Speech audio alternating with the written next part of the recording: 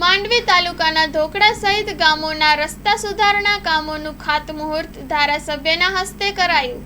Story report by પવન જોશી, માંડવી।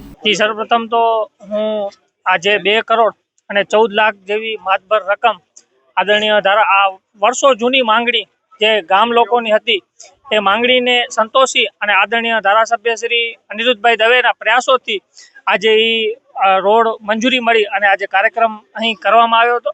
તે બદલ હું અત્રે માંડવી તાલુકા અને માંડવી તાલુકાની સમસ્ત જનતા વતીથી હું આદરણીય ધારાસભ્ય શ્રી અનિરુદ્ધભાઈનો અને ગામ વતીથી હું એમનો ખૂબ ખૂબ આભાર વ્યક્ત કરું છું કે એમના સતત એમના પ્રયાસોથી આવા રોડો મંજૂર થતા હોય છે।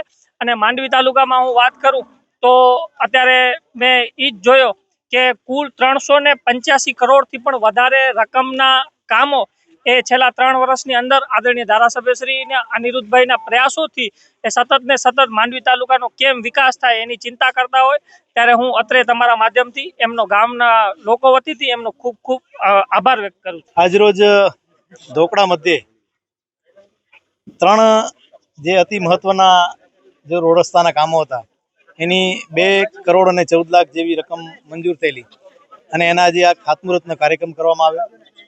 આપે જે પ્રશ્ન કર્યો છે એ મુજબ ભારતીય જનતા પાર્ટી ચૂંટણીનું રાજકારણ કરતી નથી।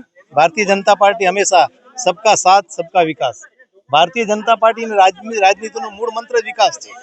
એટલે હર હંમેશા ભારતીય જનતા પાર્ટીના તમામ કાર્યકર્તા હર હંમેશ પ્રજાની વચ્ચે રહે છે। પેટા ચૂંટણી જે ગામોમાં છે એ ગામોમાં, કારણ કે ગ્રામ પંચાયતની ચૂંટણી એવી ચૂંટણી છે કે એના જે તણખા જેને કહીએ અને એના જે નાની મોટી ક્યાંક ને ક્યાંક એ ગામોના જે પણ નાના મોટા, કારણ કે તમે સમજો છો એક ગામની ચૂંટણીએ તમે 8 થી 9 ઉમેદવાર હોય એટલે સ્વાભાવિક રીતે એમાં પારિવારિક રીતે જ્ઞાતિગત રીતે ઘણા બધા ત્યાં સમીકરણો ઊભા થતા હોય છે અને એના આગળ જતા ભવિષ્યમાં પણ એના ક્યાંક ને ક્યાંક પડઘા પડતા હોય છે। તો અમારી એ બાબતે પ્રયત્ન રહેશે કે જેટલી પણ ગ્રામ પંચાયતો છે એ ગ્રામ પંચાયતો સમરસ રીતે થાય અને તમામ ગ્રામ પંચાયતોમાં એક રસ્તા રહે અને જ્ઞાતિગત રીતે નહીં પણ ગામનો જે સારો વિકાસ કરી શકે અને જે સમાજમાંથી જેની પણ પ્રતિનિધિત્વ કરવાનું જેનું રોટેશન હોય એમાંથી સારો વ્યક્તિ આવે સાથે અને વિકાસ સાથે જોડાયેલો રહે અને એ ગામમાં સમરસતા જળવાય એ માટેના પાર્ટી વતીથી અમે ચોક્કસ પ્રયત્ન કરશું। ધન્યવાદ।